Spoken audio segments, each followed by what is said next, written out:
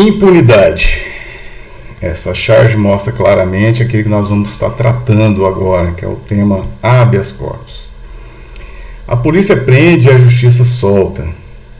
Habeas corpus preventivo te dá asas. Está lá aqui a imagem do habeas corpus concedida e uma crítica ao sistema em razão da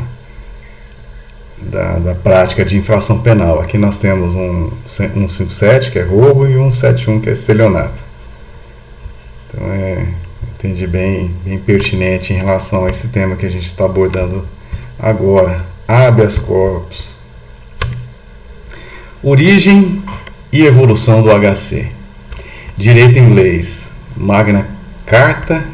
Está errado aqui. Tem esse, não, tá correto. Magna Carta Libertatum, promulgada em 19 de junho de 1215 pelo rei João Sem Terra, John Lackland, por pressão de barões, condes e clero, por ser cruel, prisões ilegais e cobrança abusiva de impostos, chegando a ser excomulgado pelo Papa Inocêncio III, artigo 48 dessa Magna Carta Libertatum. Então essa referência histórica que nós temos em relação à origem do instrumento de habeas corpus, que tinha por pressuposto básico exatamente atacar prisões ilegais e ao mesmo tempo a cobrança de impostos. Aí nós pontuamos, foi lançado aí no ordenamento internacional a figura daquilo que nós entendemos hoje como habeas corpus.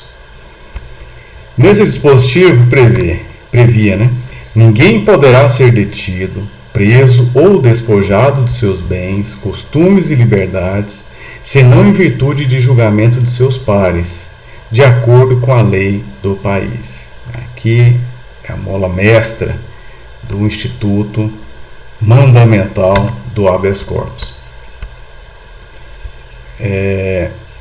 Discussão sobre a origem. Tem algumas particularidades. Interdito delibero homini, exibendo do direito romano, é mais ou menos isso. Ou mesmo o Habeas Corpus Act do direito inglês de 1679, no reinado de Carlos II. Também tem esse posicionamento. Posteriormente, a Constituição Americana de 1787 e depois a Declaração Universal dos Direitos do Homem de 10 de dezembro de 1948, cujo artigo 8º prevê: toda pessoa pode recorrer aos tribunais para fazer valer os seus direitos. Para isso, disporá de um processo simples e rápido, pelo qual a justiça o ampare contra atos da autoridade que violem, com prejuízo seu, alguns dos direitos fundamentais consagrados constitucionalmente. Essa previsão da Declaração Universal dos Direitos do Homem é interessante nós observarmos que ela vai além da liberdade, ela alcança todo e qualquer direito humano fundamental. Nessa notícia do Superior Tribunal de Justiça, nós temos: ministro da Sexta Turma citam excesso de habeas corpus e necessidade de priorizar os que afetam a liberdade. Aqui é interessante exatamente esse comentário, está aqui o link para quem quiser acessar. Então, é uma crítica ao manejo exacerbado aí do habeas corpus. No caso brasileiro, nós temos em 1821 o Decreto 114, autorizado por meio de alvará de Dom Pedro I, que vedava previsões arbitrárias. Como também a Carta Imperial de 1824, de forma implícita, no artigo 179, parágrafo 8º, com a proibição contra as prisões arbitrárias. O Código Criminal Imperial de 1830, explicitamente no artigo 340, se posicionou: todo cidadão que entender que ele ou outrem sofre uma prisão ou constrangimento ilegal em sua liberdade, tem direito de pedir uma ordem de habeas corpus em seu favor. Aqui é interessante a possibilidade de um terceiro poder pleitear a concessão dessa medida em favor de outrem. Por meio da Lei 2000 e 33 de 20 de setembro de 1871, acresceu a espécie preventiva e estrangeiro podendo impetrá-lo também. Então aí nós temos a possibilidade de prevenção. O AHC preventivo, de acordo com o primeiro slide já mostrou isso, a charge. E até então o estrangeiro não podia impetrar. A partir de setembro de 1871, isso foi possível. Pela Constituição Republicana de 1891, o artigo 72, parágrafo 2º, estabelecia o HC dentro da garantia aos direitos pessoais, não só liberdade. Então vai além da liberdade. Era ampla aí a perspectiva de incidência do HC.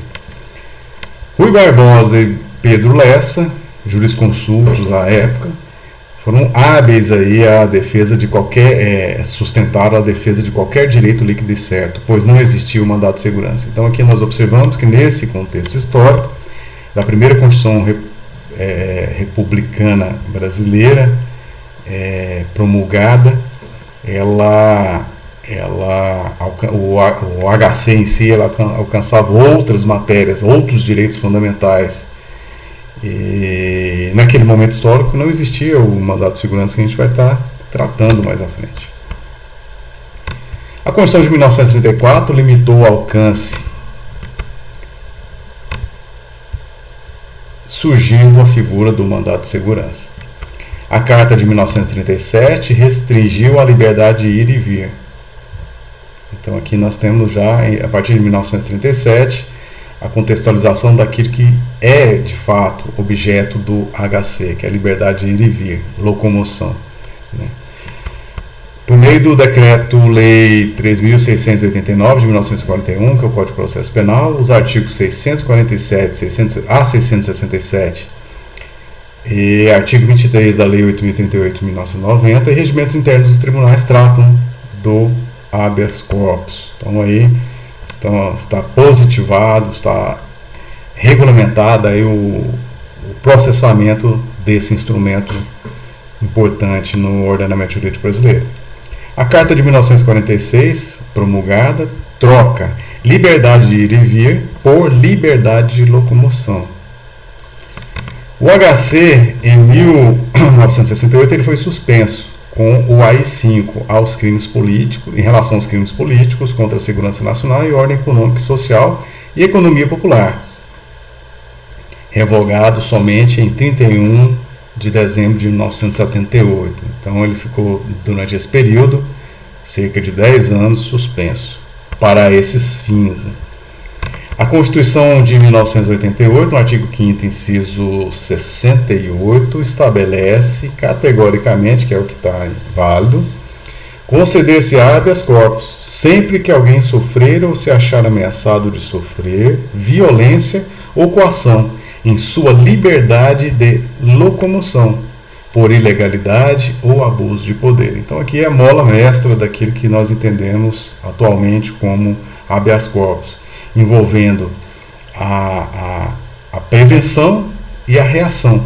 No caso da prevenção, é alguém que está ameaçado de sofrer. No caso da repressão, da ação, da medida contundente, é quando já está sofrendo violência ou coação. E o objeto de atenção, como nós observamos aí a partir de que foi definido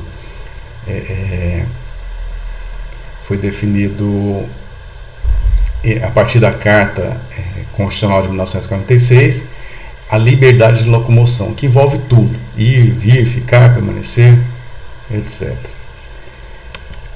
Mas, evidentemente, que por ilegalidade ou abuso de poder de alguma autoridade. É nesse contexto que cabe o habeas corpus. Então não há que se falar que essa ameaça ou essa coação, se ela for legal, for dentro do âmbito das atribuições, das missões legais ou constitucionais da autoridade, não há que se falar em manejo adequado do habeas corpus para enfrentamento. Construção da definição e alcance. Etimologicamente deriva dos vocábulos habeas, de habel, ter, tomar, andar com, e corpus, corpo.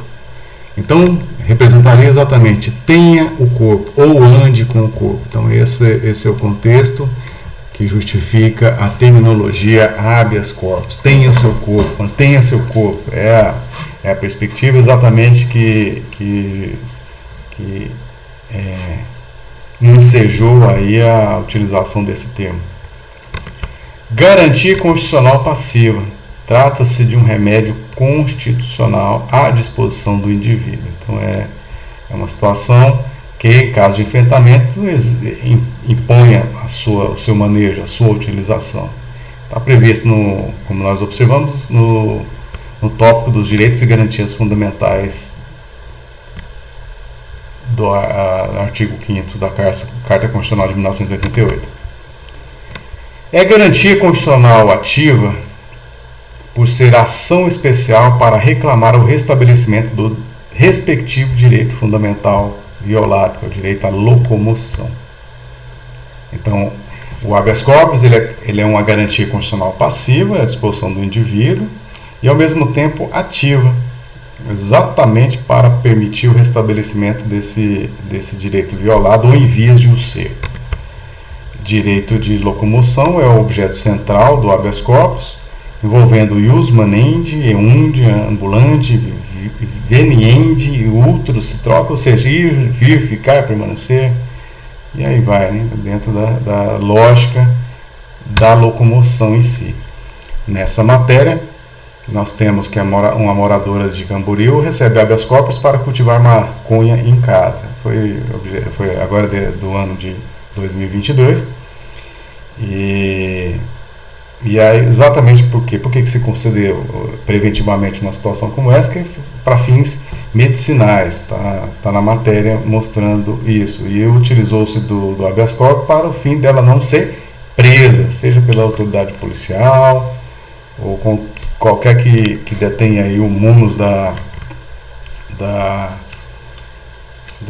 segurança pública. Então é um instrumento que valida o plantio exatamente para o fim determinado ali na decisão.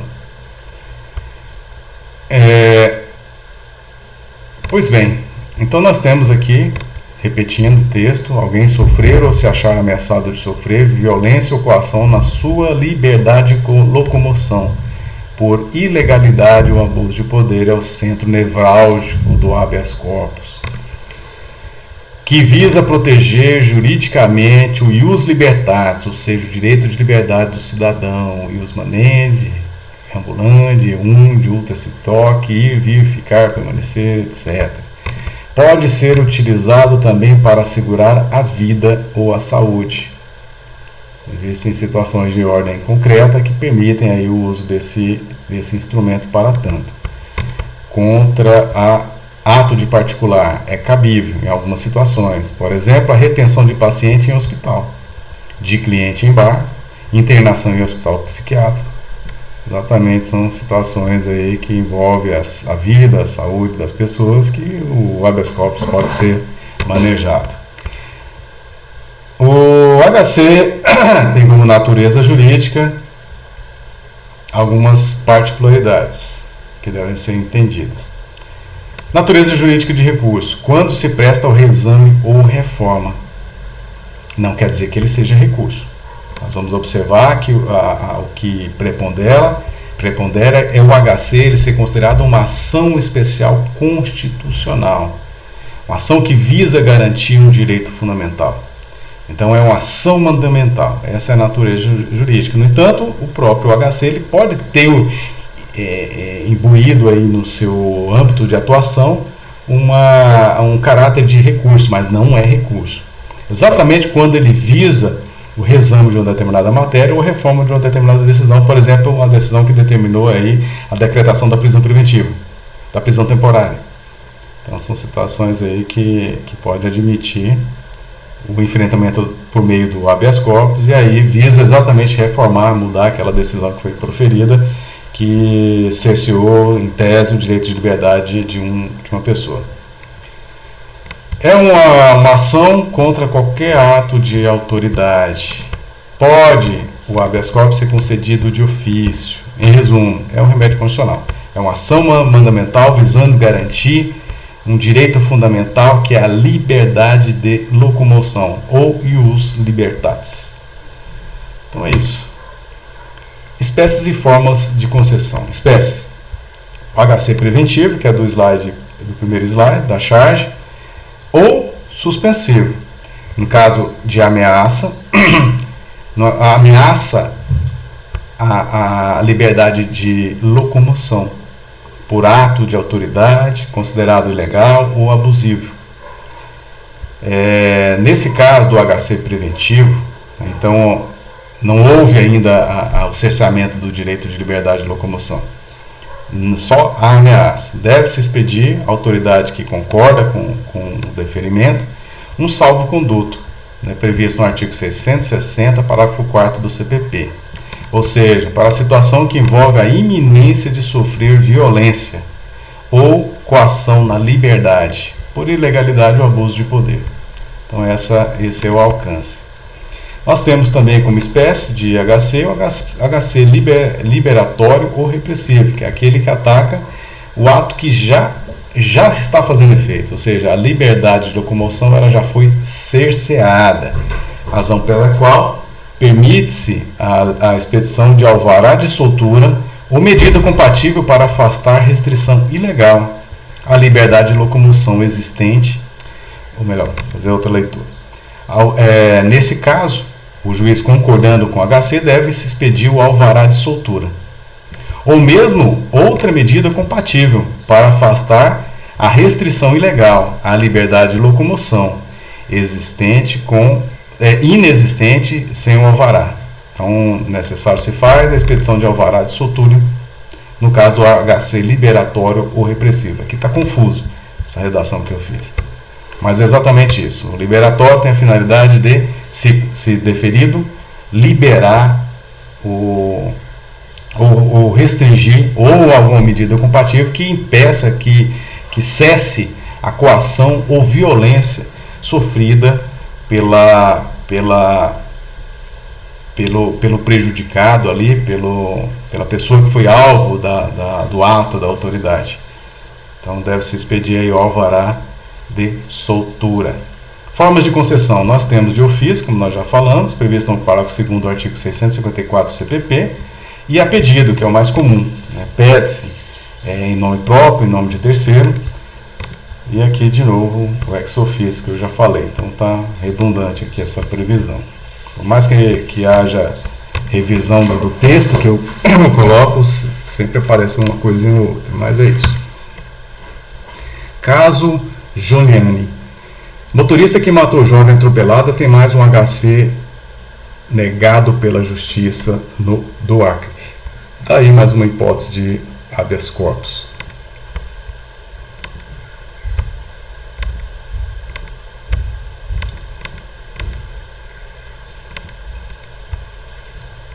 Pronto.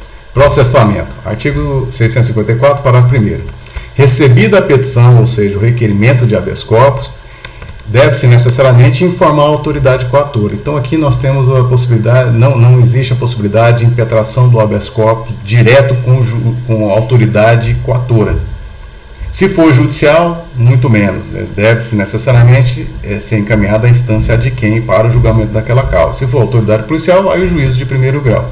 Mas não há que se falar em juízo de retratabilidade, e a gente já falou sobre isso.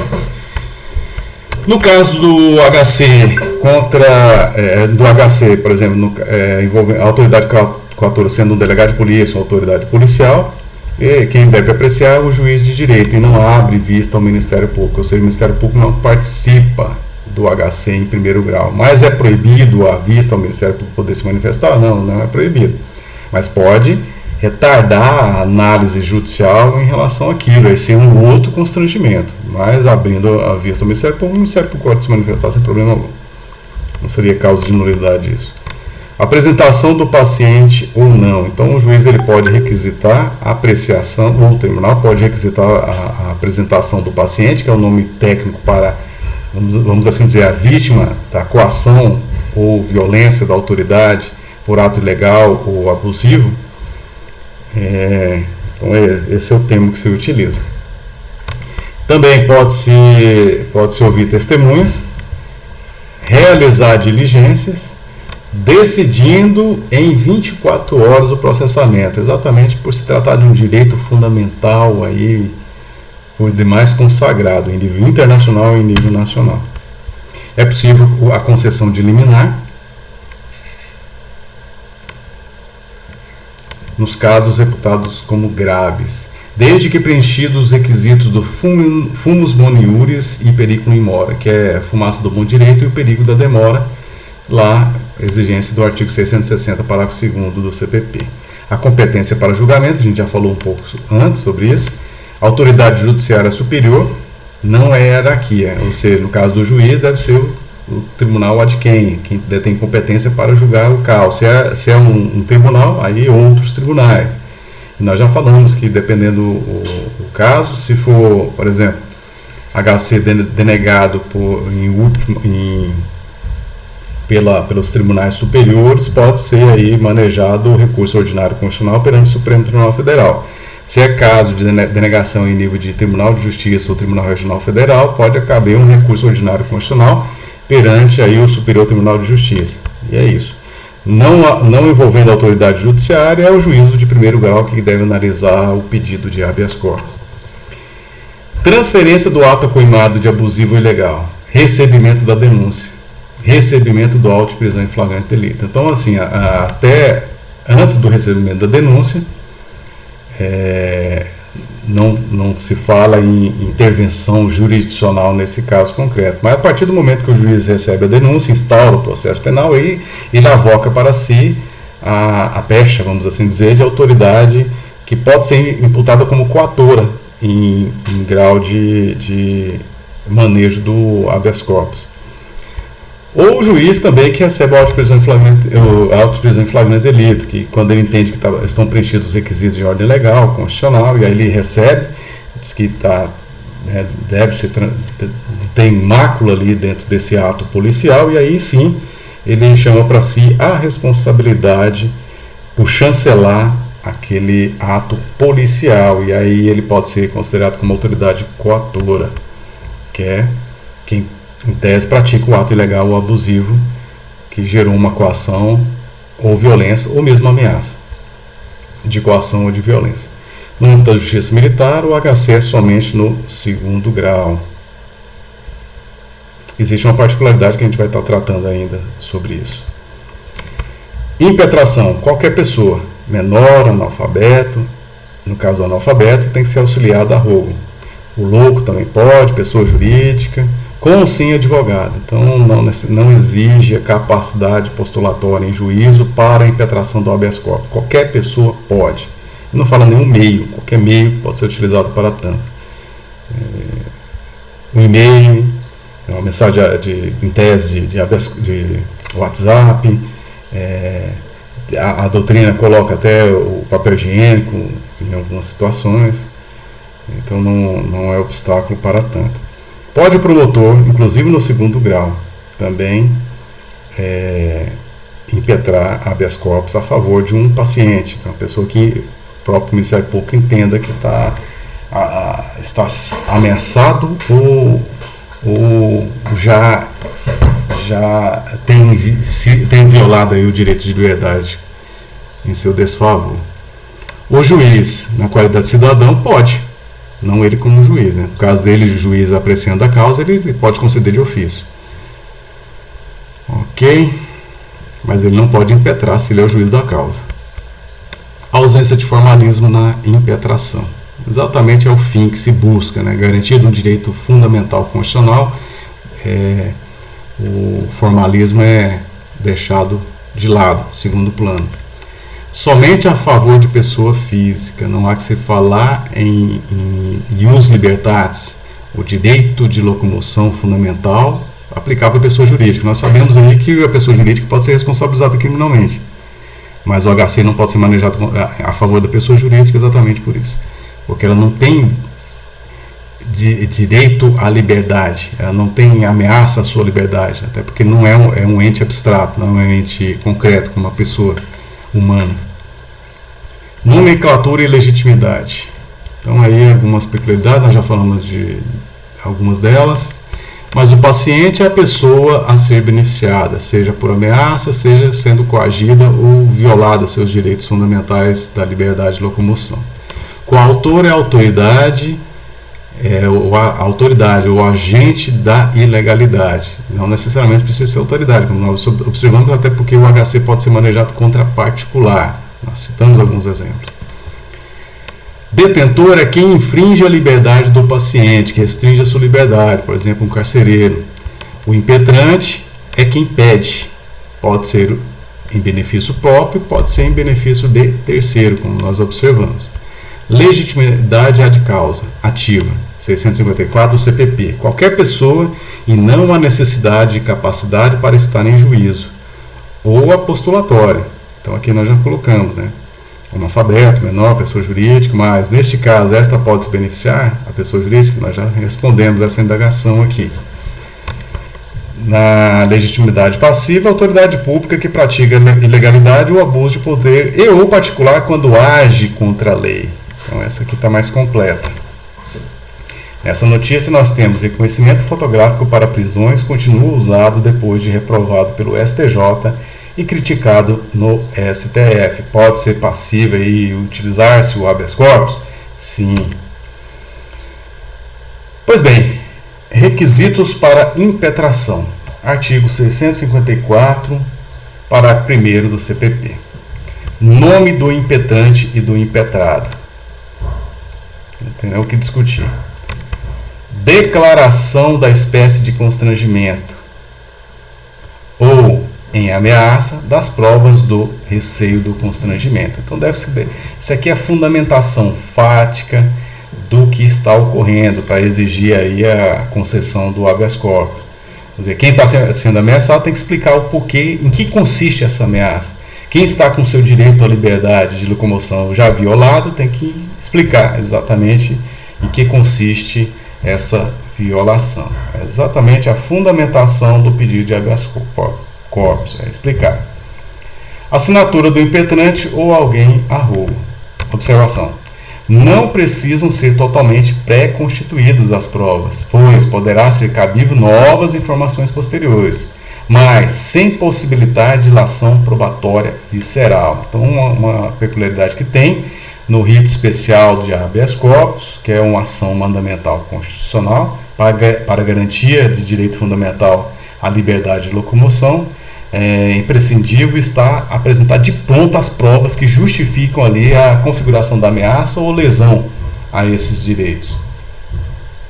Mas, em situação excepcional, não havendo possibilidade de apresentação dessa prova, o próprio impetrante ele pode requerer judicialmente que o próprio juiz ele faça uma inspeção, por exemplo, na delegacia, numa cadeia pública, que ele promova uma diligência ou ele determine um oficial de justiça para fazê-lo, que ele requisite alguma informação, algum documento que a pessoa, o próprio impetrante não conseguiu, por recusa da autoridade apontada como coatora ou alguém a seu mando.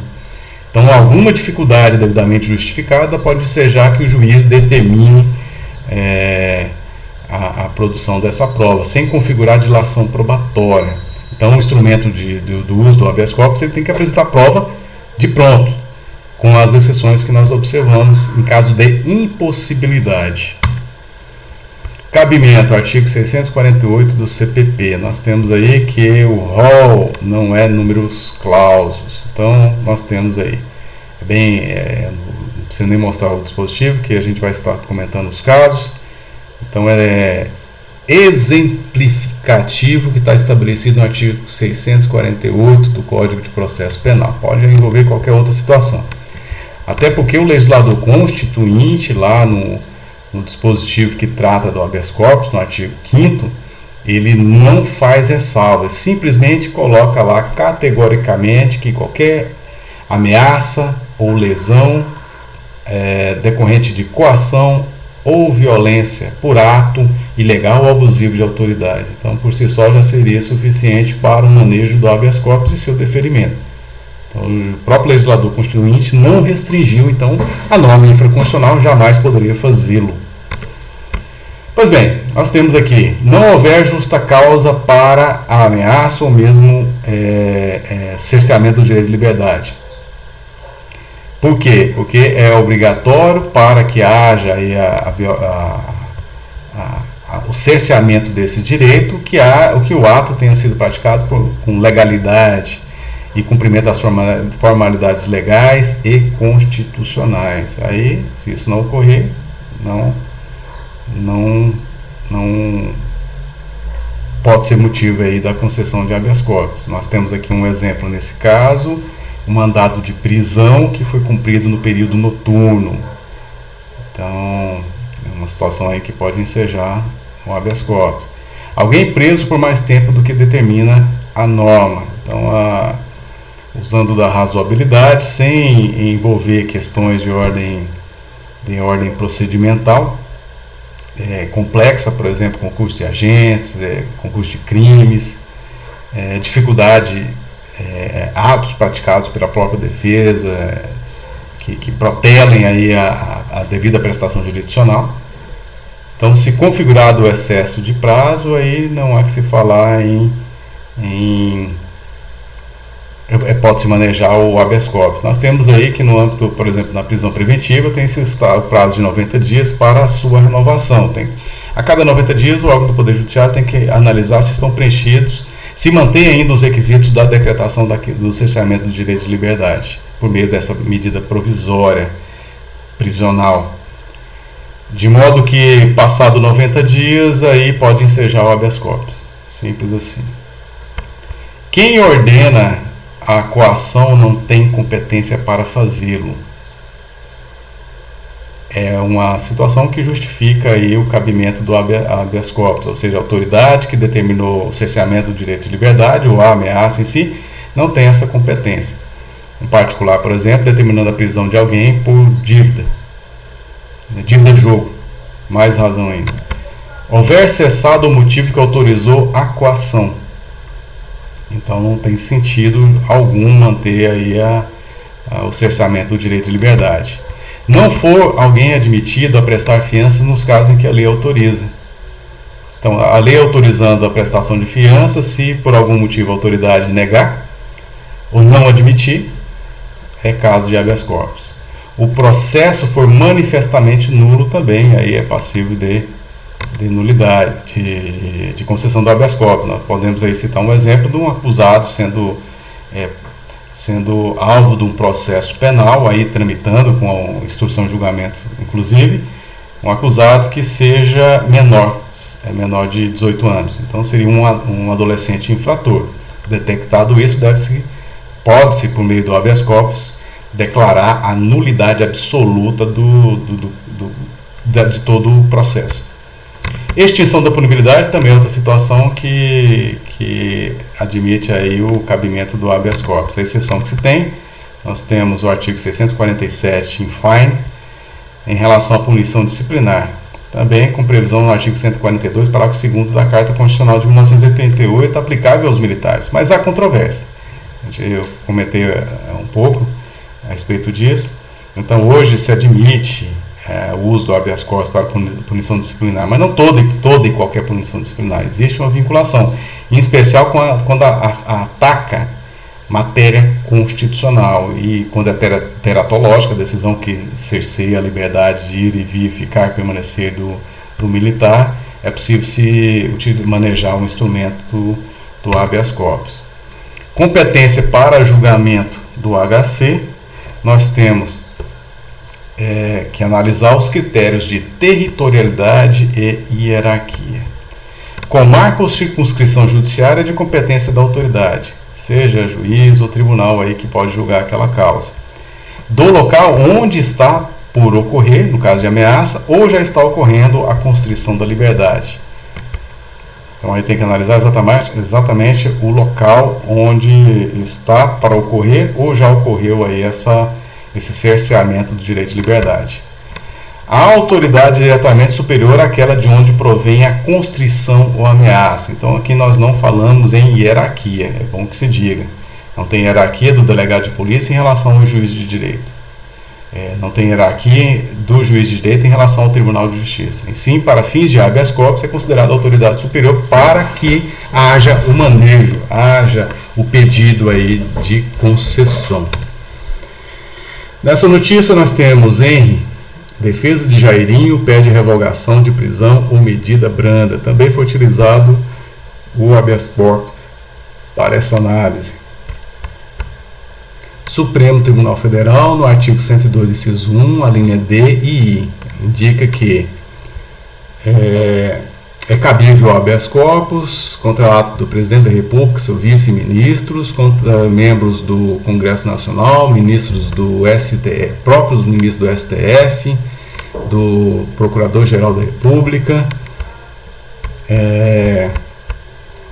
Só fazer aqui uma observação.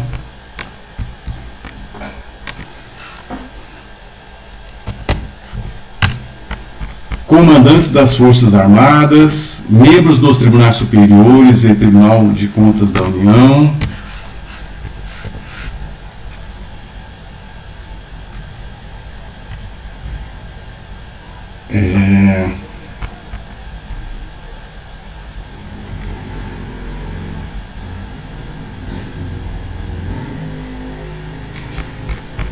chefes de missão, da missão diplomática de caráter permanente, e também quando o coator for Tribunal Superior ou o coator ou o paciente for autoridade cujos atos estejam sujeitos à jurisdição do STF, ou mesmo na hipótese de crime em instância única. São situações aí que pode-se manejar o habeas corpus diretamente no Supremo Tribunal Federal.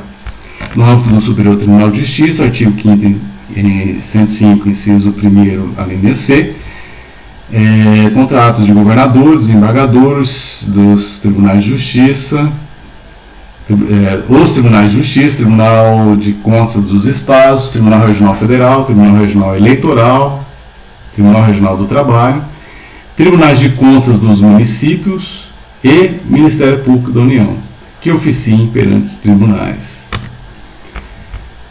Efeitos e forma recursal. Possibilidade de diligências necessárias, interrogar paciente e decidir em 24 horas, como nós falamos. Ocorrido qualquer embaraço ou procrastinação na ordem de habeas corpus, pode-se ensejar multa à pessoa que agiu de má fé. Exclusivamente má fé. Aí tem que ser expressamente determinado na decisão.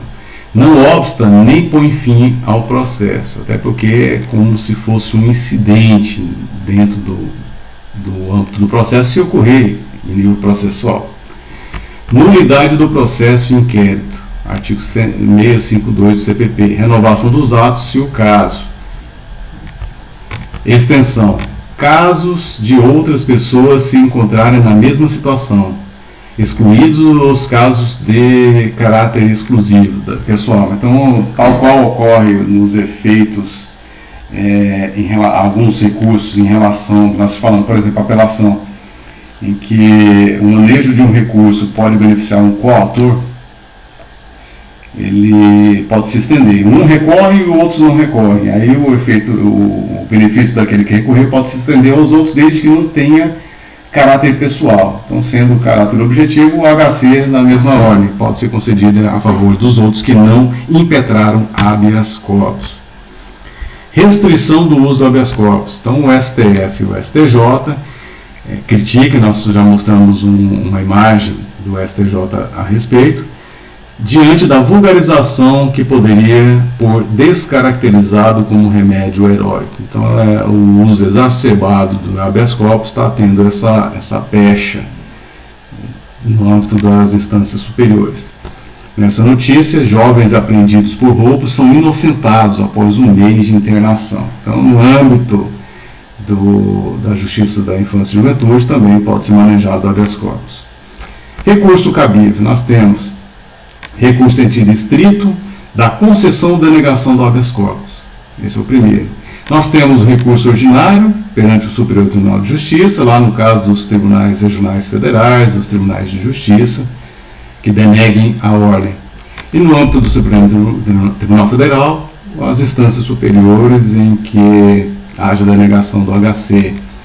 Recurso especial para o STJ também é possível se manejar, e o extraordinário para o STF. Então aí nós temos vários mecanismos que possam enfrentar denegação de ordens de habeas corpus. Súmulas do STF aplicável ao HC. Nós temos 695. Não cabe HC quando extinta a pena privativa. Então não temos que discutir nesse ponto. 694. Não cabe HC contra a imposição da pena de exclusão militar ou perda de patente e ou função pública. 693. Não cabe HC contra a decisão condenatória a pena de multa, ou relativa a processo em curso por infração penal a que a pena pecuniária seja a única combinada. Por quê? Porque não envolve pena privativa de liberdade. 692. Não se conhece de HC contra a omissão de relator de extradição, se fundado em fato ou direito estrangeiro cuja prova não constava dos autos, nem foi ele provocado a respeito. Súmula 690. Compete originariamente ao STF o julgamento de HC contra a decisão de turma recursal de juizado especial criminal. Do STJ, 648. A superveniência da sentença condenatória prejudica o pedido de trancamento da ação penal por falta de justa causa feito em habeas corpus. Outro posicionamento do STJ. O conhecimento do HC pressupõe prova pré-constituída do direito alegado, devendo a parte demonstrar de maneira inequívoca a pretensão deduzida e a existência do evidente constrangimento ilegal. Essa é a regra. Então é importante, assim, nesse fazer um comentário que é a regra que nós falamos, admite exceção em caso de impossibilidade de produção probatória, como no caso que eu citei, de negativa de informação e ou documento, por parte do carcereiro, da autoridade policial que está lavrando auto de prisão em flagrante delito, por parte de qualquer autoridade ou de alguém que esteja ameaçando ou já coagindo ou provocando violência ao direito de liberdade de quem quer que seja. Então, não existindo esses meios probatórios que instruiriam ali o habeas corpus, necessário se faz a intervenção do Poder Judiciário para a requisitar, determinar, ao mesmo tempo, se for o caso, fazer uma inspeção pessoal para averiguar a pertinência ou não desse direito. O trancamento da ação penal pela via do HC é medida excepcional, admissível apenas quando demonstrada a falta de justa causa, ou seja, não está comprovada a materialidade do fato, por exemplo, e muito menos indícios de autoria. A tipicidade da conduta e a extinção da punibilidade. Então, o HC para trancamento da ação penal, ou seja, da denúncia já proposta, só é cabível a partir do momento que afasta-se elementos essenciais para viabilizar um processamento de quem quer que seja. O HC é rito celere de cognição sumária, não se prestando a analisar alegações relativas à absolvição que demandam o revolvimento de prova. Então, para se discutir a absolvição, o HC não é um instrumento adequado. A ausência de assinatura do impetrante ou de alguém a seu rogo na inicial de HC inviabiliza seu reconhecimento, até porque é uma previsão expressa do Código de Processo Penal. É um posicionamento peremptório, mas deve ser levado em consideração. Então está lá, a assinatura do impetrante ou alguém a seu rogo. Então são essas as situações que eu pontuei para nós analisarmos habeas corpus em toda a sua compreensão, seu alcance, o processamento, a sua origem histórica, aquilo que cabe na atualidade em relação ao seu manejo. As críticas em relação ao seu uso exacerbado, aí, já pontuado pelos tribunais superiores. Então é importante nós reconhecermos a relevância desse instrumento constitucional para a garantia do direito de locomoção ameaçado ou violado por violência ou coação, por ato ilegal ou abusivo de uma autoridade. ou particular quando age ilegalmente. Esse é o contexto que apresento por hora em relação ao conteúdo da disciplina, e fechamos aí habeas corpus.